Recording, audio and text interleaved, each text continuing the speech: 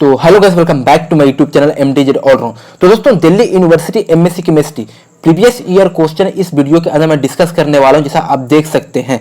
तो वैसे स्टूडेंट जो दिल्ली यूनिवर्सिटी के लिए कॉन्सेंट है, एडमिशन लेना चाहते हैं 2022 में, हाँ, दिल्ली यूनिवर्सिटी MSc केमिस्ट्री के लिए, तो वैसे स्टूडेंट के लिए प्रीवियस ईयर क्वेश्चन को एनालाइज करना, उसे सोल्व करना बहुत जरूरी है, ताकि उससे आपको ये एक प्रिडिक्ट लगती है किस टाइप से क्वेश्चन पूछे जाते हैं और ज्यादा क्वेश्चन किस टॉपिक से ज्यादा क्वेश्चन पूछे जाते हैं। तो आपको प्रीवियस ईयर क्वेश्चन को सोल्व करना बहुत जरूरी है। तो मैं आपके लिए ही, आपके हित के लिए मैं आपको वीडियो बनाकर लाया हूं और सॉल्यूशन के साथ लेकर आया हूं। बहुत इजी लेवल में आपको सॉल्यूशन भी बताऊंगा हर एक क्वेश्चन को। तो कैसे आपको अटेम्प्ट करनी है, कैसे आपको क्वेश्चन बनानी है, कैसे क्वेश्चन को सोल्व करनी है, पूरी डिटेल में बताऊंगा इस वीडियो के दिल्ली यूनिवर्सिटी MSc केमिस्ट्री को लेकर। तो प्लीज वीडियो को लास्ट तक बात जरूर कीजिएगा, क्योंकि ये वीडियो थोड़ा लंबी बनेगी और आपकी वीडियो पार्ट 1 में, पार्ट 2, पार्ट वाइज में आपको वीडियो आने वाली है दिल्ली यूनिवर्सिटी की, क्योंकि दिल्ली यूनिवर्सिटी में 100 क्वेश्चन पूछे जाते हैं। तो आपको एक वीडियो में कवर होना थोड़ा मुश्किल है, बट हमको पार्ट वाइज में आपको इस वीडियो को बना दूंगा और पूरी अच्छी इजी लेवल में आपको सॉल्यूशन भी देने की कोशिश करूंगा दिल्ली यूनिवर्सिटी के लिए। और जो न्यू चैनल पे विजिट कर रहे हैं और वीडियो को देख रहे हैं, तो प्लीज चैनल को जरूर सब्सक्राइब कीजिएगा। अगर वीडियो पसंद आए तो वीडियो को जरूर लाइक कीजिएगा, क्योंकि वीडियो आपके हित के लिए, आपके फायदे के लिए है। तो वीडियो को स्टार्ट करते हैं विदाउट वेस्टिंग योर टाइम। जैसा आप देख सकते हैं, फर्स्ट क्वेश्चन है the standard temperature pressure 0.50 mole SO2 and 10 mole O2 will क्या होगा STP पे। तो दोस्तों, आप देख सकते हैं इसका क्या ऑप्शन करेक्ट होने वाली है। तो फर्स्ट में आप देख सकते हैं have a equal average molecular kinetic energy, second option में देख सकते हैं have a equal effusion rate, and third में आप देख सकते हैं have a equal molecular speeds, and last option में आप देख सकते हैं ऑक्यूपाई इक्वल वॉल्यूम्स। तो जैसा आप देख सकते हैं, फर्स्ट ऑप्शन से आप देख सकते हैं कि काइनेटिक एनर्जी जो होता है उसका फॉर्मूला होता है KE = 3/2 K0/T, या तो इसके बाद आपको ये भी एक फॉर्मूला देखने को मिलती है काइनेटिक = ½ mv का स्क्वायर। तो जिसमें भी जो है आपका वेलोसिटी है। जैसे आपने पढ़ा है काइनेटिक एनर्जी जो होता है टेम्परेचर पे आपको डायरेक्टली प्रोपोर्शनल होता है। तो मैं आपको यहाँ से भी आपको बता दूं कि काइनेटिक एनर्जी = 1/2 mv का स्क्वायर। तो जो वेलोसिटी होता है वो डायरेक्टली प्रोपोर्शनल किसका होता है? टेम्परेचर का होता है। जब वेलोसिटी डायरेक्टली प्रोपोर्शनल टेम्परेचर का होता है, तो काइनेटिक एनर्जी भी आपका डायरेक्टली प्रोपोर्शनल किसके होंगे? टेम्परेचर का होगा। तो उस हिसाब से आपका टेम्परेचर के हिसाब से आपकी काइनेटिक एनर्जी का इक्वल हो जाएगा। मतलब जब क्योंकि STP पूछ रहा है, तो STP के हिसाब से टेम्परेचर किस पे डिपेंड कर रहा है, किसके डायरेक्टली प्रोपोर्शनल है? तो आपका काइनेटिक एनर्जी का डायरेक्टली प्रोपोर्शनल है। तो उस हिसाब से आपका जो एवरेज इक्वल, हाँ, जो आपको एवरेज होगा वो इक्वल किसके बराबर होगा? काइनेटिक एनर्जी का एवरेज इक्वल होगा। तो आपको फर्स्ट का जो आपको आंसर होने वाली है, आपका करेक्ट आंसर होने वाली है।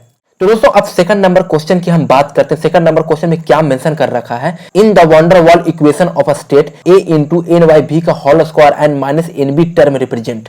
आपने वंडर वॉल गैस इक्वेशन पढ़ा होगा, हाँ, जिसमें आपको मेंशन रहता है कि आपको ये वाला टर्म आपको मेंशन रहता है, आपको ये वाला टर्म आपको बहुत देखने को मिलती है।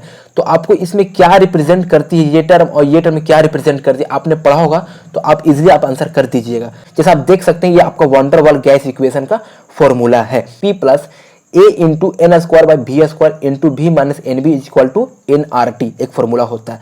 तो इस टर्म को हम क्या बोलते हैं और इस टर्म को क्या बोलते हैं? तो हम देख सकते हैं कि इस टर्म को हम बोलते हैं correction of attractive forces between molecules, और इस टर्म को हम बोलते हैं correction of volume of molecule. तो इस हिसाब से अगर आपको मालूम होगा तो आप आंसर इजिली वे में कर दीजिएगा। जैसे आप देख सकते हैं, फर्स्ट ऑप्शन में आप देख सकते हैं deviation in the pressure and temperature, तो ये नहीं हो सकता। Intermolecular attractive forces of inelastic solution, तो आपको फर्स्ट जो टर्म होता है वो आपका सही है, इंटरमोलिकुलर अट्रैक्टिव फोर्सेस तो होता है, बट आपको इनलास्टिक कोलिजन नहीं होता है। थर्ड में आप ऑप्शन में देख सकते हैं, तो intermolecular attractive forces and molecular volume, तो ये आपका सही आंसर देखने को मिल रही है। आपका थर्ड ऑप्शन जो है आपको करेक्ट देखने को मिल रही है, क्योंकि आपको फर्स्ट जो होता है A × N/V का होल स्क्वायर जो होता है इंटरमोलिकुलर अट्रैक्टिव फोर्सेस होता है, एंड -NB जो होता है वो मोलिकुलर वॉल्यूम से ही रिप्रेजेंट किया जाता है वंडर वॉल गैस इक्वेशन के अंदर। तो उस हिसाब से आपका जो आंसर होगा वो थर्ड आपको आंसर करेक्ट होने वाली है।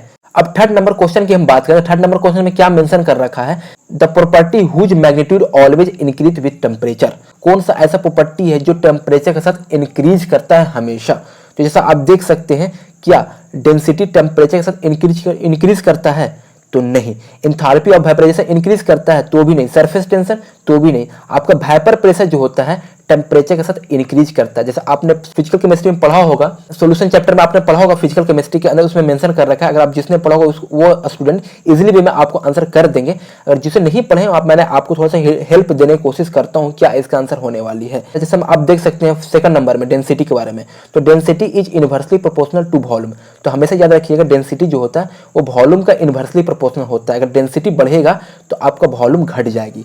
तो आपने एक चीज पढ़ा होगा, चार्ल्स लॉ में आपने पढ़ा होगा कि वॉल्यूम जो होता है टेम्परेचर का डायरेक्टली प्रोपोर्शनल होता है। क्या होता है, वॉल्यूम जो होता है वो आपको टेम्परेचर का डायरेक्टली प्रोपोर्शनल होता है। चार्ल्स लॉ में आपने पढ़ा होगा। तो उस हिसाब से आप कोरिलेट कर सकते हैं कि अगर डेंसिटी इनवर्सली प्रोपोर्शनल वॉल्यूम का है तो टेम्परेचर भी डेंसिटी का इनवर्सली ही प्रोपोर्शनल होगा, क्योंकि वॉल्यूम डायरेक्टली प्रोपोर्शनल टेम्परेचर का है। तो इस हिसाब से अगर टेम्परेचर बढ़ेगा तो आपका वॉल्यूम घटेगा, और जब वॉल्यूम घटेगा तो टेम्परेचर भी घटेगा। तो इस हिसाब से आपको डेंसिटी नहीं होने वाली है। उसके बाद आप बी में ए में देख सकते हैं, इसमें क्या है, surface tension temperature always decrease with temperature. तो सरफेस टेम्परेचर भी आपको जो होता है, या सरफेस टेम्परेचर भी होता है, या सरफेस टेंशन भी होता है, वो आपको टेम्परेचर के साथ आपका डिक्रीज करता है। तो आपको सी आंसर भी नहीं होने वाली है। इंथाल्पी वेपराइजेशन भी आपको टेम्परेचर से डिक्रीज करता है। तो आपका करेक्ट जो आंसर होने वाली वेपर प्रेशर। थोड़ा सा आपको समझने के लिए मैं आपको एग्जांपल दे दूं। जैसे आपको यहाँ कोई कंटेनर है, कंटेनर के अंदर कोई लिक्विड डाल रखा है, ठीक है, और यहाँ से हम गैस हीट कर रहे हैं। जैसे हीट करते हैं तो ये आपका वेपराइज जो होता है वो ऊपर की ओर बढ़ने लगता है, वेपराइज होने लगता है। तो वेपराइज होने लगता है, इसका मतलब ये हो गया है कि अगर हम टेम्परेचर को बढ़ाएंगे, मतलब टी को बढ़ाएंगे, तो हमारा वेपर प्रेशर भी जो होगा वो हमारा इंक्रीज कर जाएगा। तो यहां से भी आपको समझने को देखने को मिल जाएगी। उस हिसाब से थर्ड नंबर क्वेश्चन का जो करेक्टली आंसर होने वाली है आपका वेपर प्रेशर, आपको करेक्ट आंसर होगी। अब फोर्थ नंबर क्वेश्चन की हम बात करें तो फोर्थ नंबर क्वेश्चन में क्या मेंशन कर रखा है, आप प्लीज कोई भी क्वेश्चन को ना पूरी अच्छे से केयरफुली रीड कीजिएगा। जब तक आप केयरफुली पॉइंट को नहीं पकड़िएगा क्वेश्चन को, क्योंकि ये दिल्ली यूनिवर्सिटी का क्वेश्चन है। दिल्ली यूनिवर्सिटी बहुत कॉन्सेप्चुअल क्वेश्चन होते हैं, और कॉन्सेप्चुअल क्वेश्चन को हमें 2 से 3 बार हमें पैराग्राफ को हमें रीड करना पड़ता है, तभी हमें समझ में आती है क्वेश्चन का कहने का क्या मकसद है। और जब तक आप क्वेश्चन को मतलब नहीं समझिएगा तब तक आप आंसर नहीं दे सकते। आपके पास आंसर रहेगा भी तो भी आंसर आप नहीं दे सकते हैं। तो आप जैसा देख सकते हैं, आप इसे रीड कर लीजिए क्या मेंशन कर रखा है। A colourless crystalline solid melt below 150 degree Celsius and dissolve in water to give a non conductive solution solid में बी। मतलब इसमें पूछ रहा है कि कौन सा ऑप्शन है जो क्रिस्टलाइन सॉलिड है जो 150 डिग्री सेल्सियस के आसपास ही मेल्ट कर जाता है, उससे ज्यादा नहीं, उससे हल्का कम में ही 150 डिग्री सेल्सियस के कम में ही मेल्ट कर जाता है क्रिस्टलाइन सॉलिड। और वो जो होता है एक्वस सॉल्यूशन में या वाटर के सॉल्यूशन में वो नॉन कंडक्टिंग सॉल्यूशन भी होता है। तो इसका ऑप्शन आपको बताना है। तो आपको हम इजी वे में आपको आंसर मैं बताने की कोशिश करूंगा। फर्स्ट ऑप्शन में मेंशन कर रखा है NaCl। तो NaCl जो होता है आपका क्रिस्टलाइन सॉलिड है, ठीक है, बट इसका मेल्टिंग पॉइंट की हम देख लें तो इसका मेल्टिंग पॉइंट जो होता है 800 डिग्री सेल्सियस के आसपास होता है।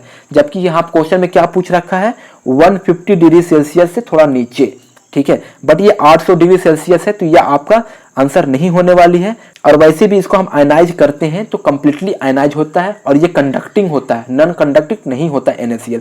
सेकंड ऑप्शन की बात करें ग्लूकोज, तो ग्लूकोज जो होता है इसकी जो मेल्टिंग पॉइंट होती है 146 डिग्री सेल्सियस होता है, मतलब अप्रोक्स 150 के थोड़ा सा बिलो है। तो यहाँ पर ये ऑप्शन आपको देखने को मिलेगी। तो हमें लगता है इसका जो करेक्ट आंसर होगा वो आपका ग्लूकोज आपका करेक्ट आंसर देखने को मिलेगी। हम नेक्स्ट ऑप्शन की बात करें तो नेक्स्ट ऑप्शन भी देख लेता हूँ। प्रोपेन की बात करें तो प्रोपेन तो पहले बात ये गैस है, तो प्रोपेन गैस है तो ये वैसे भी एलिमिनेट हो गया क्योंकि हमें क्रिस्टलाइन सॉलिड देखना है। सैंड की बात करें तो सैंड भी क्रिस्टलाइन सॉलिड है, बट इसकी हम बात करें मेल्टिंग पॉइंट तो ये काफी ज्यादा ही होती है, मतलब 1000 प्लस होती है, मतलब 1710 के अराउंड आसपास होती है इसकी मेल्टिंग पॉइंट। तो ये तो होने वाली नहीं है। इतना डिस्कस करने के बाद आपको मालूम चल गया होगा कि फोर्थ क्वेश्चन का आपको जो करेक्ट आंसर होगा, आपको ग्लूकोज आपका करेक्ट आंसर है। ये क्रिस्टलाइन सॉलिड है, बट इसकी जो मेल्टिंग पॉइंट है 150 डिग्री सेल्सियस से बिलो है, 140 डिग्री सेल्सियस के आसपास है। तो इसका जो करेक्ट आंसर है वो आपका ग्लूकोज है। और वैसे भी ये आयनाइज करता नहीं है कंप्लीट, तो उस हिसाब से ये नॉन कंडक्टिंग भी हो गया, ठीक है। तो फाइनली आपका आंसर जो होगा वो सेकंड आंसर आपको देखने को मिलेगी, ग्लूकोज। अब हम आते हैं फिफ्थ नंबर क्वेश्चन की। तो फिफ्थ नंबर क्वेश्चन में क्या मेंशन कर रखा है, रीड कर सकते। The weak base ionize constant Kb for hydroxyl amine दे रखा, आपका वीक बेस का जो Kb का वैल्यू दे रखा है, ठीक है। Which of the following equation best describe ionization equilibrium. आपको बताना है कि आपको Kb तो दे रखा है और वैसे भी ये आपका वीक बेस ही है और आयनाइज भी वीक हो रहा है, बहुत कम आयनाइज हो रहा है जैसा आप देख सकते हैं। तो इसका जो आयनाइजेशन इक्विलिब्रियम क्या होने वाला है, तो जैसा आप देख सकते हैं, हाँ ये NH2OH है, इसको हम हाइड्रोक्सिल एमीन बोलते हैं, इसको हम हाइड्रोलाइसिस किए H2O के साथ। तो जैसा आप देख सकते हैं कि NH2 का आप पे लोन पे प्रेजेंट होता है और वाटर में H प्लस और OH माइनस होता है। तो लोन पर जो होता है प्रोटॉन को अब्स्ट्रैक्ट करेगा, प्रोटॉन को जैसे अब्स्ट्रैक्ट करेगा तो आप यहाँ पर देख सकते हैं NH3OH देखने को मिलेगा एक्वस सॉल्यूशन में, OH आपको एक्वस सॉल्यूशन में देखने को मिलेगा। तो इस हिसाब से आप ऑप्शन भी मैच कर सकते हैं। इसका आयनाइजेशन इक्विलिब्रियम कांस्टेंट क्या है जैसे आप देख सकते हैं, तो आप NH3 प्लस OH आप देख सकते हैं। तो आपको फर्स्ट में आपको आंसर देखने को करेक्ट मिल रही है NH3OH प्लस और OH माइनस इक्वस। तो आपका फर्स्ट इसका करेक्ट आंसर है। ज्यादा कोई क्वेश्चन हार्ड नहीं होती, बहुत इजी होता है, बट थोड़ा कॉन्सेप्चुअल होता है। जैसे आपको यहाँ पर वैल्यू देख करके ही करना होता है, इसका जो वैल्यू है थोड़ा कम वैल्यू है, उसी हिसाब का देख को करना होगा। तो अब हम आते हैं 6 नंबर क्वेश्चन की। तो 6 नंबर जो क्वेश्चन जो आपका है इनऑर्गेनिक से मेंशन कर रखा है। हाँ, which one of the following statement concerning the element in the periodic table correct. इसे बता रहा है कि इस ऑप्शन को आपको रीड करना है, ठीक है, और आपको बताना है कि पीरियडिक टेबल के अनुसार, पीरियडिक टेबल के अकॉर्डिंग आपका कौन सा करेक्ट ऑप्शन होगा। तो फर्स्ट हम देख लेते हैं, फर्स्ट की पूरी एनालाइज करेंगे, सारी ऑप्शन को हम एनालाइज करेंगे, ठीक है, और देखेंगे कौन सा पीरियडिक टेबल के फॉलो कर रहा है और करेक्ट होने वाली है। तो जैसे आप देख सकते हैं फर्स्ट ऑप्शन देख सकते हैं कि एलिमेंट ऑफ ग्रुप 16, मतलब 16 ग्रुप का जो एलिमेंट है occur the cation in cation compound. 16 group का एलिमेंट क्या कटायनिक शो करती है? कोई कंपाउंड बनाने पर क्या कटायनिक शो करती है? तो जी नहीं। आपने पढ़ा होगा 16 ग्रुप का एलिमेंट, जैसा आप देख सकते हैं ऑक्सीजन फैमिली का 16 ग्रुप का एलिमेंट है, हमेशा अनायनिक शो करता है। आप जब भी कोई कंपाउंड फॉर्मेशन कीजिएगा तो आपका अनायनिक शो करेगा, कटायनिक शो नहीं करेगा। तो उस हिसाब से आपका फर्स्ट ऑप्शन इनकरेक्ट हो गया है। क्वेश्चन में क्या बोल रहा है? करेक्ट। सेकंड ऑप्शन की तरफ चलते हैं। तो element of the same group all have the same number of electron in the outermost occupied electron shell. मतलब आपको बताना है कि सेम ग्रुप वाले एलिमेंट्स आपको लेने हैं और उसके आउटर मोस्ट में जो इलेक्ट्रॉन होगा वो भी सेम होना चाहिए। क्या ये फॉलो करती है पीरियडिक टेबल के अनुसार? तो जैसा अब मैं आपको दिखा दूं, तो जैसा आप अल्काली मेटल में पढ़े होंगे, तो अल्काली मेटल का आप इलेक्ट्रॉनिक कॉन्फ़िगरेशन कीजिएगा तो lithium, sodium, potassium, rubidium, caesium, तो उसकी आप देखिएगा आउटर मोस्ट इलेक्ट्रॉन में आपको इलेक्ट्रॉन शेल तो आप तो बढ़ते चले जा रहे हैं, बट इसके आउटर मोस्ट में इलेक्ट्रॉन शेल देखिएगा तो अब 1 1 1 1 1 1 देखने को मिलेंगे। जैसे आप देख सकते हैं लिथियम में 1 देखने को मिल रहे हैं, सोडियम में भी आपको 3s1 देखने को मिल रहे हैं, पोटेशियम 4s1 देखने को मिल रहे हैं, और रुबिडियम में 5s1 देखने को मिल रहे हैं, एंड सीजियम में 6s1 देखने को मिल रहे हैं। तो आपको आउटर मोस्ट इलेक्ट्रॉन में फील एक ही इलेक्ट्रॉन फील हो रहा है। तो यहाँ पर आपको आउटर मोस्ट इलेक्ट्रॉन भी ऑक्युपाई जो हो रहा है आपको सेम देखने को मिल रही है। तो इस हिसाब से हमें करेक्ट जो लग रहा है सेकंड ऑप्शन करेक्ट देखने को मिल रही है, ठीक है। नेक्स्ट ऑप्शन की भी बात कर लेते हैं, उसका भी देख लेते हैं क्या सही है या गलत है, उससे हमारा कंफर्म हो जाएगा, ठीक है। तो थर्ड ऑप्शन में दे रखा है oxide of group 16 17 are basic. तो मतलब 16 और 17 ग्रुप वाले बेसिक होते हैं क्या? तो 16 वाले ग्रुप हमारा ऑक्सीजन फैमिली का होता है पीरियडिक टेबल में, और 17 वाले ग्रुप जो होता है हमारा हाइड्रोजन फैमिली का होता है। तो याद रखिएगा कि 16 एंड 17 ग्रुप वाले जो ऑक्साइड होते हैं वो बेसिक शो नहीं करते हैं, वो हमारा क्या शो करते हैं? एसिडिक शो करते हैं। मेन ग्रुप में अगर पढ़े होंगे तो आपको ये मालूम होगी, अगर नहीं पढ़े होंगे तो प्लीज ये रिमेंबर कर लीजिएगा कि 16 17 वाले ग्रुप जो होते हैं उसकी जो ऑक्साइड फॉर्मेशन होता है वो एसिडिक फॉर्मेशन होता है, नॉट बेसिक। तो ये भी ऑप्शन आपका इनकरेक्ट हो गया, थर्ड भी आपका इनकरेक्ट हो गया। एंड सबसे लास्ट ऑप्शन की बात करें तो the halogen group 16 all are the gases room temperature. क्या हैलोजन फैमिली वाले जो ग्रुप होते हैं क्या सभी जो होते एलिमेंट सभी गैस फॉर्म में करते हैं क्या? तो नहीं, सभी गैस फॉर्म में नहीं करते। जैसा मैंने आपको बता देता हूं, हैलोजन वाला फैमिली देख सकते हैं आपका फ्लोरीन है, क्लोरीन है, ब्रोमीन है, आयोडीन है और एस्टेटाइन है। तो फ्लोरीन आपका तो गैस फॉर्म में रहता है, क्लोरीन भी रहता है, ब्रोमीन भी रहता है, बट आयोडीन नहीं रहता। आयोडीन किस में रहता है? सॉलिड पोजीशन में रहता है। तो सभी हैलोजन वाले फैमिली जो एलिमेंट है वो आपका गैस में नहीं होता है। एक आपका इकलौता है जो आयोडीन होता है वो आपका सॉलिड में होता है। तो उस हिसाब से आपका ये भी लास्ट ऑप्शन भी आपको इनकरेक्ट हो गया। तो फाइनली जो इसका आंसर देखने को मिल रही है वो आपका 6th क्वेश्चन का जो आंसर होगा आपको सेकंड करेक्ट आंसर देखने को मिल रही है। अब 7th नंबर क्वेश्चन की हम बात करें तो इसमें क्या मेंशन कर रखा है? Which of the following describe the intermolecular forces in I2 solid. मतलब I2 सॉलिड के बीच में कौन सा इंटरमोलिकुलर फोर्सेस वर्क करती है? तो आप जिस स्टूडेंट को पता होगा ना मेन ग्रुप, तो इजीली मतलब आंख बंद करके ऑप्शन लगा देगा। अब जिसे नहीं पता होगा तो उसे थोड़ा आपको थ्योरी जानना पड़ेगा। तो मैं उस स्टूडेंट के लिए थोड़ा थ्योरी भी बता देता हूं, क्योंकि I2 के बीच में जो हमारा जो इंटरमोलिकुलर फोर्सेस होता है ना वो थोड़ा वीक काम करता है, क्योंकि इसके बीच में सॉलिड फॉर्मेशन होता है, थोड़ा वीक काम करता है। तो वीक जब काम करता है तो उस हिसाब से कोवैलेंट कभी नहीं हो सकता है, डायपोल भी नहीं हो सकता है, ठीक है। आयनिक भी नहीं हो सकता कि I2 आयनिक कहां से शो करेगा कि आयन फॉर्मेशन नहीं होगा। तो आपका डिस्पर्सन फोर्स जो होता है, लंदन डिस्पर्सन फोर्सेस जो होता है, वो आपका काफी वीक फोर्सेस होता है। तो उस हिसाब से जो आपका आंसर करेक्ट होने वाली है I2 का, आपका थर्ड आंसर करेक्ट होने वाली है। जैसे आप देख सकते हैं यहाँ पर भी आप थोड़ा सा मैं आपको सोल्यूशन दिखा देता हूं। जैसे iodine consist 12 molecules and the only attractive force of between the molecule van der Waals dispersion forces. जैसे आप देख सकते हैं कि I2 के बीच में हमारा क्या है, लंदन डिस्पर्सन फोर्सेज बॉन्ड होती है। तो उस हिसाब से आपको क्वेश्चन 7 नंबर क्वेश्चन की आपको ऑप्शन जो होगा वो आपका थर्ड ऑप्शन करेक्ट होगी। अब हम 8 नंबर क्वेश्चन की बात करें तो 8 नंबर क्वेश्चन तो बहुत इजी है यार, बहुत ज्यादा ही इजी क्वेश्चन है। How many bonding and non bonding electron found in BF3 molecule. अगर BF3 मॉलिक्यूल को जिस स्टूडेंट को स्ट्रक्चर बनाने आ गया तो आप इजीली आंसर कर लोगे। और बहुत सारे स्टूडेंट को यह भी नहीं पता होता कि बॉन्डिंग किसे बोलते हैं, नॉन बॉन्डिंग किसे बोलते हैं। तो बॉन्डिंग जो वैसे बोलते हैं जो कंपाउंड में पार्टिसिपेट करते हैं इलेक्ट्रॉन, और नॉन बॉन्डिंग उसको बोल सकते हैं जो इलेक्ट्रॉन जो कंपाउंड में पार्टिसिपेट नहीं करते, as like lone pair. Lone pair को हम क्या बोलते हैं, नॉन बॉन्डिंग बोलते हैं। लोन पेयर को ही हम नॉन बॉन्डिंग बोलते हैं। तो यहां पर हमको बताना है BF3 के अंदर की बॉन्डिंग कितने हैं और नॉन बॉन्डिंग कितने हैं, मतलब लोन पेयर कितने हैं और बॉन्डिंग कितने हैं। तो जैसा आप देख सकते हैं BF3 का स्ट्रक्चर, और BF3 का स्ट्रक्चर आप देख सकते हैं स्क्वायर प्लेनर होती है, और बोरॉन के अंदर आप बॉन्डिंग देख सकते हैं। तो एक बॉन्डिंग पेयर, दो बॉन्डिंग पेयर, तीन बॉन्डिंग पेयर। तो आपका बॉन्डिंग जो हो गया वो आपको 3 है, बट आपको बोरॉन के पास एक भी लोन पेयर देखने को मिल रही है, नहीं मिल रही है। तो इस हिसाब से आपको नॉन बॉन्डिंग कितने हुए, 0। तो आपका जो आंसर होगा बॉन्डिंग आपका 3 होगा और नॉन बॉन्डिंग 0 होगा। तो उस हिसाब से आपका आंसर थर्ड देखने को करेक्ट मिल रही है। अब आते हैं 9 नंबर क्वेश्चन की। तो 9 नंबर क्वेश्चन में क्या मेंशन कर रखा है, तो what is the oxidation number of phosphorus in KH2PO4। KH2PO4 molecule में फास्फोरस की ऑक्सीडेशन नंबर क्या है आपको बताना है। तो हाँ, अगर आपको ऑक्सीडेशन स्टेट निकालने आती है तो आप इजीली निकाल दीजिएगा, अगर नहीं आती तो मैं आपको बता देता हूँ। जैसे आप देख सकते हैं ऑक्सीडेशन स्टेट निकालने की क्या मेथड है। तो अब पोटेशियम जो होता है +1 पोजीशन में होता है, हाइड्रोजन +1 में होता है, फिर 2 × 1 प्लस। अब जिसको आपको निकालना है तो उसको x मान लीजिए, ठीक है, फिर प्लस, हाँ फिर प्लस, फिर उसके बाद 4 × -2, कि ऑक्सीजन हमेशा -2 होता है, मतलब ऑक्सीजन जो होता है नेगेटिव चार्ज में होता है। तो उस हिसाब से आप निकाल लीजिएगा। तो आपको 3 + x - 8 = 0, तो x = आपको 5 देखने को मिलेगी। तो यहाँ पर आप ऑप्शन में देख सकते हैं x = 5 कौन सा हमें है, तो 5+ पॉजिटिव आपका ऑक्सीजन स्टेट आपको देखने को मिल रही है सेकंड ऑप्शन में। तो सेकंड ऑप्शन इसका जो होगा करेक्ट आंसर होगी। तो दोस्तों 10 नंबर क्वेश्चन में क्या मेंशन कर रखा है, जैसे आप देख सकते हैं, तो which one of the following statement regarding a catalyst is not correct. मतलब आप कैटलिस्ट से रिगार्डिंग क्वेश्चन पूछा गया और आपसे पूछ रहा है कि इसमें कौन सा सही नहीं है, मतलब आपको गलत बताना है।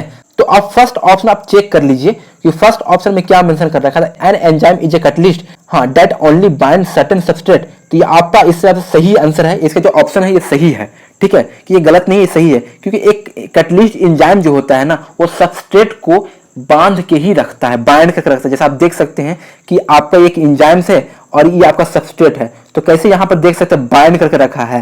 तो यहाँ पर सबस्ट्रेट और एंजाइम जो होता है कॉम्प्लेक्स के लिए वो आपको बाइंड करके ही रखता है। तो ये आपका ऑप्शन सही है, ये गलत नहीं है। तो सेकंड ऑप्शन में क्या मेंशन कर रखा है, an enzyme is a protein that is highly efficient catalyst for one or more chemical reaction in a living system. तो ये भी ऑप्शन आपको सही है। हाँ, एक से ज्यादा केमिकल रिएक्शन के लिए लिविंग सिस्टम के लिए हमें हाईली इफिशिएंट कैटलिस्ट एंजाइम की जरूरत होती है, ये आपका सही ऑप्शन है, ठीक है। हाँ, थर्ड ऑप्शन की बात करें तो catalyst do not alter the equilibrium constant of a chemical reaction. जी हाँ, ये भी ऑप्शन आपका सही है। लास्ट ऑप्शन की बात करें तो catalyst increase the reaction rate by the altering the mechanism thereby the increase the activation energy. तो ये ऑप्शन एक हिसाब से गलत लग रहा है, कि इनकरेक्ट है। क्योंकि कैटलिस्ट जब भी हम रिएक्शन से प्रोडक्ट बनाते हैं तो उसके बीच में हम कैटलिस्ट का इसलिए यूज करते हैं ताकि हमारा रिएक्शन का जो रेट है वो इंक्रीज कर जाए और हमें रिएक्शन से प्रोडक्ट फास्ट बनाए। तो रिएक्शन जब प्रोडक्ट फास्ट बनता है तो आपका ग्राफ थोड़ा डाउन होता है, वहां पर एक्टिवेशन एनर्जी डिक्रीज करता है, ना कि इंक्रीज करता है। तो यहाँ पर देख सकते हैं एक्टिवेशन एनर्जी इंक्रीज बोल रहा है, तो ये गलत है। तो जैसा आप देख सकते हैं इस डायग्राम से आपको इजीली वे में समझ में आ जाएगा कि लास्ट ऑप्शन क्यों इनकरेक्ट है। तो हाँ, जब रिएक्टेंट से प्रोडक्ट हम बनाते हैं तो यहाँ पर कैटलिस्ट आपका क्या है, विथआउट कैटलिस्ट, इसमें कैटलिस्ट जो है आपका प्रेजेंट नहीं है। तो जब हम रिएक्टेंट से प्रोडक्ट बना रहे हैं विथआउट कैटलिस्ट में, तो आपका जो रिएक्शन रेट है बहुत स्लो हो गया, जिसकी वजह से ग्राफ ऊपर की ओर चला गया है और आपका जो एक्टिवेशन एनर्जी जो हो गया है वो आपका ज्यादा हो गया है। और यहाँ पर आप देख सकते हैं यहाँ पर कैटलिस्ट को यूज किया गया है, जिसकी वजह से रिएक्टेंट से प्रोडक्ट आपको बना रहा है, काफी फास्ट बना रहा है और ग्राफ जो है नीचे की तरफ रह गया है, जिसके हिसाब से एक्टिवेशन एनर्जी बहुत कम हो गया। तो ये चीज आप कोरिलेट जरूर कीजिएगा कि रिएक्टेंट से प्रोडक्ट में अगर हम कैटलिस्ट का यूज करेंगे, हाँ जितना ज्यादा फास्ट होगा उतना कम हमारा एक्टिवेशन एनर्जी होगा, और जितना ज्यादा रिएक्शन स्लो होगा उतना ज्यादा हमारा एक्टिवेशन एनर्जी होगा। तो उस हिसाब से हमारा 10 नंबर क्वेश्चन का जो करेक्ट आंसर होने वाला है क्वेश्चन के हिसाब से 4th नंबर आपका करेक्ट आंसर होने वाली है। 11 नंबर क्वेश्चन की हम बात करें तो 11 नंबर क्वेश्चन में क्या मेंशन कर रखा है, the most stable +2 oxidation state exhibited by. वैसे बताना है कि इस 4 ऑप्शन में बताना है कि +2 ऑक्सीडेशन स्टेट वाला ज्यादा कौन स्टेबल है। तो जैसे आप देख सकते हैं फर्स्ट Fe है, तो Fe आपका डी ब्लॉक का एलिमेंट है, तो ये नहीं हो सकता Fe +2 में, ये ज्यादा स्टेबल नहीं है। बट Pb है और सिलिकॉन है और अब टीन है, तो Pb सिलिकॉन टीन की कौन सी फैमिली के अंदर आता है, तो आपका कार्बन फैमिली के अंदर देखने को मिलती है। जैसे आप देख सकते हैं carbon, silicon, germanium, tin, lead.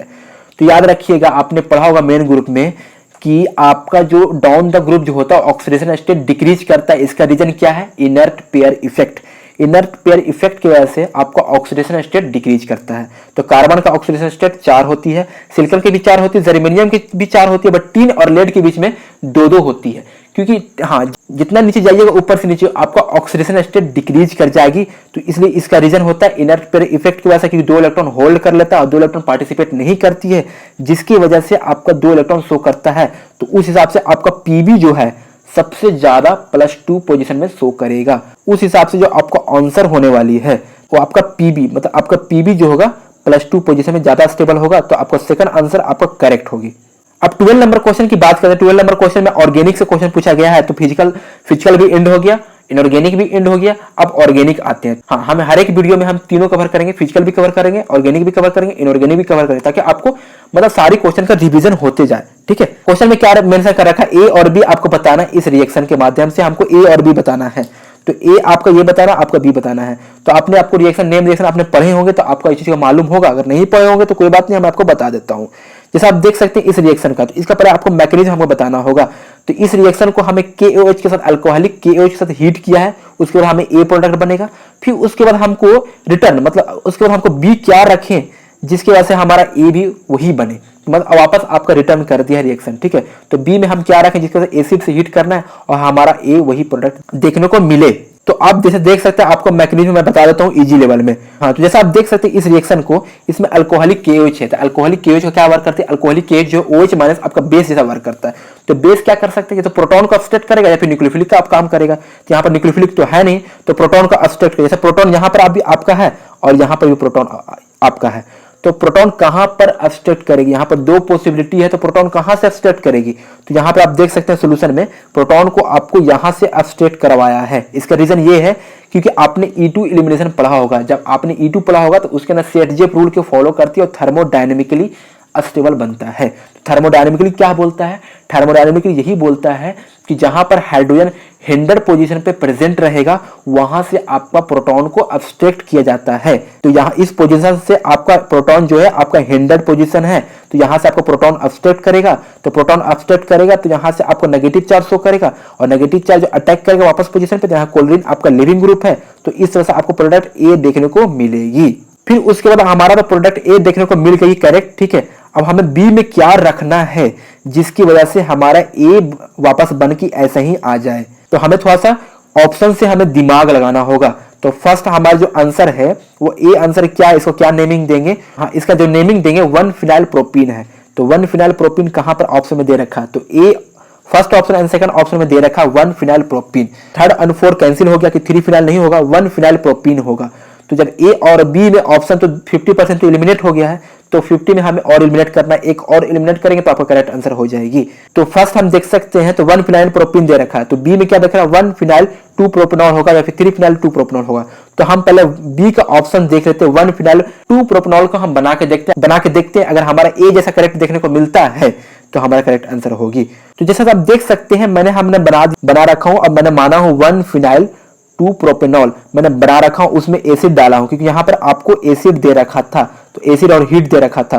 Acid के साथ रिएक्ट करवाया है, तो एसिड के अंदर क्या होता है, H प्लस प्रेजेंट होता है, यहाँ पर OH है, तो OH के पास लोन पे प्रेजेंट होती है, तो प्रोटॉन को अब्स्ट्रैक्ट करेगा, यहाँ से OH2 बन जाएगा, और यहाँ पर OH2 आपका लिविंग ग्रुप बहुत अच्छा लिविंग ग्रुप है, तो यहाँ से आपका लिविंग ग्रुप बन के निकल जाएगी, तो यहाँ पर कार्बोकैटायन शो करने लगेगा, तो कार्बोकैटायन जनरेट करेगा, तो यहाँ पर आपका H प्रेजेंट है, तो H आपको मिनिमाइज करेगा, स्टेबलाइज करेगा। तो इस हिसाब से आपको सेम प्रोडक्ट देखने को मिल रही है, जो ए में देखने को मिली थी वही प्रोडक्ट यहाँ भी देखने को मिल रही है। तो इस हिसाब से जो आपको ऑप्शन होगा, आपको फर्स्ट ऑप्शन करेक्ट आपको देखने को मिलेगी। 30 नंबर क्वेश्चन की हम बात करें, 30 नंबर क्वेश्चन बहुत इजी पूछा गया है, कौन सा ऐसे कंपाउंड है आपका जो नॉट एरोमेटिक है। पहले क्वेश्चन को ध्यान से पढ़ लीजिए, नॉन नहीं है, बहुत लोग नन पढ़ लेते हैं, यहाँ पर नन नहीं, नॉट एरोमेटिक, नॉट एरोमेटिक है, मतलब एरोमेटिक इसमें से कौन नहीं है।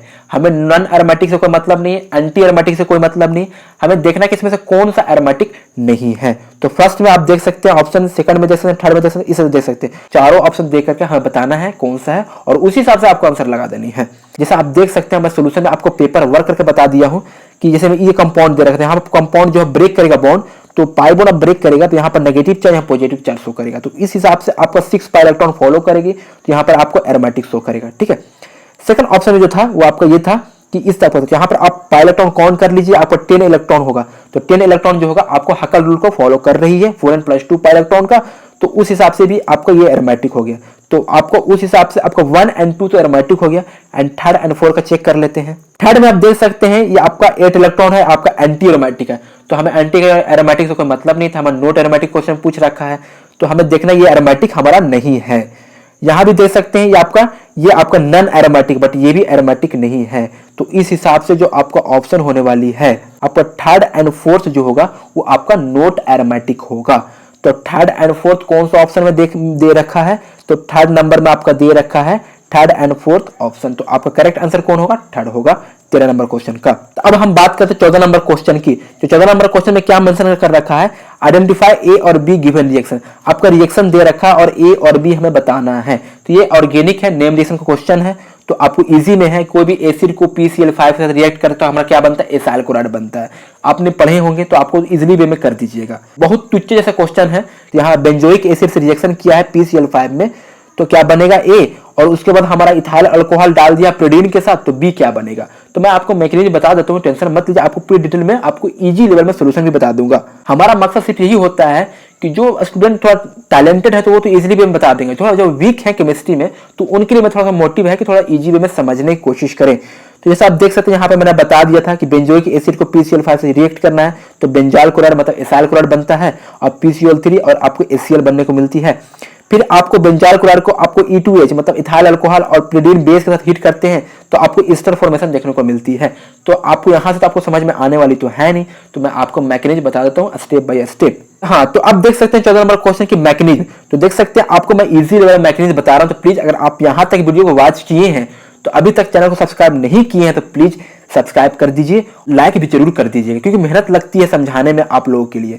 तो जैसा आप देख सकते हैं कि बेंजोइक एसिड को PCl5 के साथ हम रिएक्ट करते हैं तो हमारा एसाइल क्लोराइड बनता है, जिसे हम देख सकते हैं बेंजाल क्लोराइड, ठीक है, और PCl3 और HCl, तो आपको यहाँ तक मालूम होता है। उसके बाद हमारा जो होता है एसाइल क्लोराइड जो होता है वो आपको इथाइल अल्कोहल और प्रोडीन के साथ रिएक्ट करवाता है। तो प्रोडीन आपको क्या लगता है, प्रोडीन एक बेस है, प्रोडीन के पास नाइट्रोजन प्रेजेंट होता है, नाइट्रोजन के पास लोन पेयर होता है, तो लोन पेयर क्या करता है, वो प्रोटॉन को अब्स्ट्रैक्ट करता है, और ऑक्सीजन के पास आपका इलेक्ट्रोनेगेटिविटी ज्यादा होती है तो इलेक्ट्रॉन अपनी ओर खींच लेता है और ऑक्सीजन अपना नेगेटिव चार्ज जनरेट करने लगता है। और यही ऑक्सीजन नेगेटिव चार्ज जनरेट करने लगता है तो ये आपका न्यूक्लियोफिलिक जैसा बिहेव करता है, और ये अटैक वहीं करेगा जहां पर इलेक्ट्रॉन की कमी होगी, इलेक्ट्रॉन डिफिशियंट होगी। तो इलेक्ट्रॉन जहां डिफिशियंट होगी वहीं अटैक करेगा। तो आप देख लीजिए इलेक्ट्रॉन डिफिशियंट कहां है, तो आपको यहाँ कार्बन वाला पोजीशन पे इलेक्ट्रॉन डिफिशियंट है, तो जैसे यहाँ पर अटैक करता है, यहाँ पर अटैक करने पर पाई बॉन्ड ब्रेक होती है। आपको पता है कि सिग्मा बॉन्ड और पाई बॉन्ड में पाई बॉन्ड वीक होता है एज कंपेयर सिग्मा बॉन्ड, तो इजिली पाई बॉन्ड ब्रेक हो जाती है, अटैक करने का ब्रेक हो गई। जैसे आप देख सकते हैं यहाँ पर ब्रेक होकर के आपको यहाँ पर इस तरह देखने को मिलती है, टेट्राहेड्रल इंटरमीडिएट फॉर्म बन गई। और टेट्राहेड्रल इंटरमीडिएट फॉर्म जो होता है वो अनस्टेबल होता है। आपको पता है कि इंटरमीडिएट जो होता है वो अनस्टेबल होता है, वो इस पोजीशन में रहना पसंद नहीं करेगा। और वैसे भी ऑक्सीजन के पास आपका नेगेटिव चार्ज है, तो ऑक्सीजन के पास इलेक्ट्रोनेगेटिविटी ज्यादा है, वो चाहेगा हम अपना नेगेटिव चार्ज रखें, नो, कभी नहीं चाहेगा, नेवर। तो अपना इलेक्ट्रॉन को कम बैक करेगा, और जैसे ही कम बैक करेगा जो वीक होगा वो इलेक्ट्रॉन लेकर भाग जाएगा। तो कोलिन हमारा लिविंग ग्रुप होता है, वो इजिली इलेक्ट्रॉन को लेकर भाग जाएगा। तो जैसा आप देख सकते हैं यहाँ पर कोलिन लेकर भाग गया लिविंग ग्रुप बन करके, और आपको C डबल बॉन्ड O और C2H5 देखने को मिल गई, आपको इस तरह का फॉर्मेशन हो गया। तो उस हिसाब से जो आपको ऑप्शन होगा वो करेक्ट ऑप्शन होगा। आपको बेंजाइल क्लोराइड कहां देखने को मिल रही है? ए में देखने को मिल रही है, बी में देखने को मिल रही है, सी में और डी में नहीं देखने को मिल रही है। तो ये ऑप्शन गलत, ये ऑप्शन गलत। तो बेंजाइल क्लोराइड देखने को, ए तो आपको करेक्ट है, बी में देखते हैं तो बी में, हाँ, तो बी ऑप्शन में देख सकते हैं कि आपका COCH2CH3, तो ये आपका ऑप्शन नहीं है रहने वाली है। तो आपका बी ऑप्शन में देख सकते हैं तो C double bond O C2H3, हाँ, तो ये आपका करेक्ट आंसर है। अब आते हैं 15 नंबर क्वेश्चन की बात करते हैं। 15 नंबर क्वेश्चन में क्या मेंशन कर रखा है, जैसे आप देख सकते हैं द प्रोडक्ट गिवन रिएक्शन, आपको एक रिएक्शन दे रखा है और यहाँ पर ये कुछ एस टाइप का रिएक्शन दे रखा है, और यहाँ पर NaOH, अगर आपको नहीं दिख रहा है तो मैं आपको बता दूं, यहाँ पर आपको NaOH है, आपको क्या है, सोडियम हाइड्रोक्साइड है, और सेकंड में क्या है, आपको एसिडिक मीडियम वाटर है, मतलब H3O+ है, एसिडिक मीडियम वाटर है। तो आपको इस ऑप्शन से, हाँ, इस क्वेश्चन को आपको रिएक्ट करवाने के आपको आंसर बताना। तो आपको मैकेनिज्म की तरफ लेके चलता हूँ, आपको मैकेनिज्म से आपको समझने को मिलेगी। तो जैसे आप देख सकते हैं इस रिएक्शन को अगर जिस स्टूडेंट को पता तो बता सकते हैं कमेंट में कौन सा रिएक्शन है। ये आपको रिएक्शन आपने देख पढ़ा होगा, बेंजिलिक रीअरेंजमेंट पढ़ा होगा, तो आपको ये देखने को मिलेगी। अगर आपने नहीं पढ़ा होगा तो आपको समझ में नहीं आएगा, तो प्लीज आप इस, हाँ, तो प्लीज आप नेम रिएक्शन जरूर पढ़ें, बेंजीलिक रीअरेंजमेंट रिएक्शन जरूर पढ़िए। तो इस तरह का आपको रिएक्टेंट दे रखा था और आपका बेस दे रखा है। तो बेस के अंदर क्या होता है, OH ग्रुप। OH ग्रुप क्या होता है, बेस होता है। तो बेस का काम क्या होता है, या तो आपको इलेक्ट्रोफाइल पे अटैक करेगा न्यूक्लियोफाइल बन करके, या फिर प्रोटॉन को ऑब्स्ट्रक्ट करेगा। तो आप इस रिएक्टेंट में देख सकते हैं कि इसमें प्रोटॉन है या नहीं। अगर प्रोटॉन नहीं है तो हमें न्यूक्लियोफाइल बनकर के इलेक्ट्रोफाइल पे अटैक करना पड़ेगा। जैसा आप देख सकते हैं आखिर वही बात हुई है, कोई प्रोटॉन नहीं है तो यहाँ पर इलेक्ट्रॉन जो है न्यूक्लियोफाइल बनकर इलेक्ट्रोफाइल पे अटैक किया है, यहाँ से बॉन्ड ब्रेक किया है। तो आपको इस तरह से देखने को मिलती है, और आपको यहाँ पे टेट्राहेड्रल इंटरमीडिएट देखने को मिल रही है जो अनस्टेबल है। तो ये क्या करता है, जैसे आप यहाँ पर अटैक करवाएं तो यहाँ पर OH आपका शिफ्ट हो गया, ऑक्सीजन पर नेगेटिव चार्ज हो गया, ये ऑक्सीजन कम बैक करता है अपने इलेक्ट्रॉन लेकर के। तो ये आपका जो है ये माइग्रेट करता है इस वाला पोजीशन पे, ठीक है। जैसे माइग्रेट करता है तो माइग्रेट करने के बाद आपको इस तरह से आप देख सकते हैं कि माइग्रेट कर गया, और जैसे इसमें माइग्रेट कर गया बॉन्ड यहाँ से ब्रेक कर गया। तो यहाँ माइग्रेट करने के बाद इस कारण पर माइग्रेट किया एक और ये रिंग, तो इस पे ऑलरेडी रिंग था, ये माइग्रेट करके आया, तो यहाँ से आप देखें ऑक्सीजन नेगेटिव चार्ज शो करने लगा। अब बाकी यहाँ ये देख सकते हैं। और उसके बाद हाइड्रोलाइसिस है, हाइड्रोलाइसिस के अंदर क्या होता है, H+ प्रेजेंट होता है। तो ये आपका नेगेटिव चार्ज है H+ को अब्स्ट्रैक्ट कर लेता है, और यहाँ पर आपको अल्कोहल देखने को मिल जाती है, और यहाँ पर आपको एसिड देखने को मिल जाती है। जैसे आप देख सकते हैं यहाँ पर एसिड था और देखने को मिल जाती है, और एक ही कार्बन से दो आपको देखने को मिल रही है ये आपको कंपाउंड, ठीक है। तो एक ही कार्बन से आपको दो कंपाउंड देखने को मिल रही है। तो आप ऑप्शन मिला सकते हैं। इस टाइप का ऑप्शन कहाँ पर मेंशन कर रखा है, तो इस टाइप का ऑप्शन आपको सी में भी मेंशन कर रखा है एंड 1 में भी मेंशन कर रखा है। तो यहाँ पर आपको थोड़ा तकलीफ होगा कौन सा होगा, तो यहाँ पर आपको थोड़ा ध्यान देना पड़ेगा कि जो अटैचमेंट है, ये कार्बन का जो अटैचमेंट है वो ऑक्सीजन के एडजेसेंट में है, और ये भी कार्बन का जो अटैचमेंट है वो ऑक्सीजन के एडजेसेंट में है। तो यहाँ पर उस हिसाब से आपको ऑप्शन मैच करना है। तो यहाँ पर आप देख सकते हैं कि यहाँ पर जो सी ऑप्शन में देख सकते हैं कि यहाँ पर जो कार्बन अटैचमेंट जो है वो ऑक्सीजन के एडजेसेंट में नहीं है, तो सी ऑप्शन आपको नहीं होने वाली है। फर्स्ट ऑप्शन की बात करें तो यहाँ पर देख सकते हैं जो कार्बन जो है ऑक्सीजन के अटैचमेंट में है, यहाँ भी है। तो इसे जो करेक्ट आंसर होगी आपको 15 नंबर क्वेश्चन की, वो आपका 1 नंबर क्वेश्चन आपका करेक्ट होने वाली है। 16 नंबर क्वेश्चन की बात करें तो 16 नंबर क्वेश्चन में दे रखा है बेंजीन को रिएक्ट किया है एसाइल क्लोराइड से और AlCl3।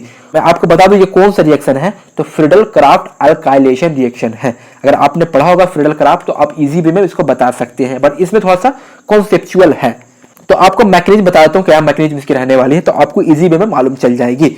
तो फ्रीडल क्राफ्ट रिएक्शन में आपने पढ़ा होगा कि CH3Cl और AlCl3 से रिएक्ट करवाता है। तो AlCl3 हमारा लेविस एसिड है जिसमें इलेक्ट्रॉन डिफिशिएंट होता है। तो आप यहाँ पर देख सकते हैं कोलिन के पास दोनों पे प्रेजेंट होता है, और AlCl3 हमारा लेविस एसिड होता है, उसमें इलेक्ट्रॉन डिफिशिएंट होता है। तो कोलिन अपना इलेक्ट्रॉन पेयर जो होता है AlCl3 में डोनेट करता है, जिसके हिसाब से आपको इस तरह देखने को मिलती है, और यहाँ पर कोलिन पॉजिटिव चार्ज जनरेट करता है। तो यहाँ से अपना बॉन्ड इलेक्ट्रॉन खींच लेता है इलेक्ट्रोनेगेटिविटी की वजह से। यहाँ पर आप देख सकते हैं कि प्राइमरी कार्बोकैटायन देखने को मिल रही है। तो प्राइमरी कार्बोकैटायन यहाँ पर स्टेबल नहीं होता उतना जितना सेकेंडरी होता है। तो यहाँ पर हम कोशिश करेंगे सेकेंडरी कार्बोकैटायन बनाने की। तो यहाँ पर जो हाइड्राइड है वो हाइड्राइड को यहाँ पर जम करके यहाँ पर सेकेंडरी कार्बोकैटायन बनाने की कोशिश किए, तो फाइनली हमारा सेकेंडरी कार्बोकैटायन बन गया। अगर टर्सरी बनता तो टर्सरी भी बनाने की कोशिश करते, क्योंकि कार्बोकैटायन की जो स्टेबिलिटी होती है वो टर्सरी सबसे ज्यादा, उससे कम सेकेंडरी, उससे कम प्राइमरी। तो हम जितने ज्यादा स्टेबिलिटी देखने की कोशिश करेंगे तभी हम रिएक्शन करेंगे। तो यहाँ पर सेकेंडरी ज्यादा स्टेबल हो रहा है तो सेकेंडरी हमारा बेंजीन पे रिएक्ट करवाएगा। बेंजीन के पास आपका आई बॉन्ड है, इलेक्ट्रॉन डेंसिटी ज्यादा है, तो आप यहाँ से अटैक करेगा पॉजिटिव पे, और जैसे अटैक करेगा तो आपको फाइनली इस तरह प्रोडक्ट देखने को मिलेगी। तो ये हमारा फाइनली प्रोडक्ट हो गया। तो इस हिसाब से आप ऑप्शन मैच कर सकते हैं। तो ऑप्शन जब मैच कीजिएगा तो फर्स्ट नहीं होगा, सेकंड नहीं होगा, थर्ड आंसर आपको देखने को मिल रही है। आपका थर्ड ऑप्शन आपको सेम टू सेम है, जैसा आप एक बार और देख लीजिए है ना। तो सेम टू सेम आपका थर्ड ऑप्शन है। तो जैसा आप देख सकते हैं 17 नंबर क्वेश्चन में क्या मेंशन कर रखा है, which of the following compound will give a positive test for both nitrogen and halogen with sodium fusion extract. आपने पढ़ा होगा लेसाइन टेस्ट, लेसाइन टेस्ट में पढ़ा होगा सोडियम फ्यूजन एक्सट्रैक्ट, उसमें नाइट्रोजन का भी टेस्ट होता है, हैलोजन का भी टेस्ट होता है एंड सल्फर का भी टेस्ट होता है, तो उसमें पॉजिटिव टेस्ट बताया जाता है। तो आपने लेसाइन टेस्ट पढ़ा होगा तो आप इजीली इसको आंसर बता दीजिए, अगर नहीं पढ़ा होगा तो थोड़ा मुश्किल हो जाएगी आपकी आंसर देने के लिए। इसमें बता रहा है कि नाइट्रोजन एंड हैलोजन दोनों के साथ साथ आपको पॉजिटिव टेस्ट कौन सा ऑप्शन आपका देगा। तो आपने लेसाइन टेस्ट पढ़ा होगा, तो लेसाइन टेस्ट में एक चीज याद रखिएगा, आप भी किसी कंपाउंड को पहचानना है कि कौन सा पॉजिटिव टेस्ट देगा या नहीं देगा, तो उसको सबसे पहले आपको पहचानने के लिए आपको सोडियम होना जरूरी है, कार्बन होना जरूरी है, नाइट्रोजन होना जरूरी है। अगर ये तीनों चीज होगा तो आपको फ्यूज करके NaCN देखने को मिलेगी और ये आपका लेसाइन टेस्ट पॉजिटिव देगा। तो इस हिसाब से आप देख सकते हैं किसके अंदर कार्बन एंड नाइट्रोजन प्रेजेंट है ऑप्शन में। तो फर्स्ट ऑप्शन देख सकते हैं, फर्स्ट में कार्बन प्रेजेंट है और नाइट्रोजन भी प्रेजेंट है, तो ये ऑप्शन तो मुझे सही लग रहा है। तो शायद ये ऑप्शन आपको सही देखने को मिलेगी। बट सेकंड ऑप्शन भी देख लेते हैं। तो सेकंड ऑप्शन की बात करें तो सेकंड ऑप्शन में देख सकते हैं, सेकंड ऑप्शन में आपको नाइट्रोजन प्रेजेंट है बट कार्बन प्रेजेंट नहीं है, तो ये ऑप्शन आपको गलत हो जाएगा। थर्ड ऑप्शन में देख सकते हैं नाइट्रोजन प्रेजेंट है बट कार्बन नहीं, तो ये भी गलत। फोर्थ ऑप्शन में देख सकते हैं नाइट्रोजन प्रेजेंट है बट कार्बन नहीं, तो ये भी गलत। तो फाइनली हमारा सही निकला। इस 17 नंबर क्वेश्चन का जो करेक्ट आंसर होगी वो फर्स्ट ऑप्शन, मतलब ए ऑप्शन सही आंसर आपको करेक्ट होने वाली है। तो प्लीज आप एक बार फिर से फॉलो कर लीजिए, एक बार फिर से केयरफुली देख लीजिए। आपको लेसाइन टेस्ट देखने के लिए आपको कार्बन और नाइट्रोजन प्रेजेंट रहेगा और सोडियम प्रेजेंट रहेगा, तो आपको लेसाइन टेस्ट पॉजिटिव देगी। तो यहां से भी आप ऑप्शन को एलिमिनेट करके आप करेक्ट आंसर बता सकते हैं। तो फाइनली आपका मैं 1 से 17 नंबर क्वेश्चन तक मैं DU MSc केमिस्ट्री का मैं करा दिया हूं पार्ट ए के अंदर। तो इसी हिसाब से अगर आपको और वीडियो चाहिए तो मैं आपको पार्ट 2 कराऊंगा और आपको 100 क्वेश्चन कंप्लीटली बहुत इजी लेवल में आपको कराने की कोशिश करूंगा, क्योंकि आप देखिए 1 से 17 क्वेश्चन आप देखिए आपको बहुत इजी लेवल में कराया हूं और आपको बहुत इजी लेवल में समझ में आ गई होगी मेरे चैनल के माध्यम से। प्लीज अगर वीडियो पसंद आए तो वीडियो जरूर लाइक जरूर कीजिएगा, ठीक है, और चैनल को सब्सक्राइब जरूर करके जाइएगा, क्योंकि आपकी वीडियो के लिए, आपकी हित के लिए वीडियो के लिए, क्योंकि जल्दी दिल्ली यूनिवर्सिटी का एग्जामिनेशन भी होगी। और फिलहाल अभी के लिए इतना ही, मिलते हैं नेक्स्ट वीडियो में, तब तक के लिए थैंक्स।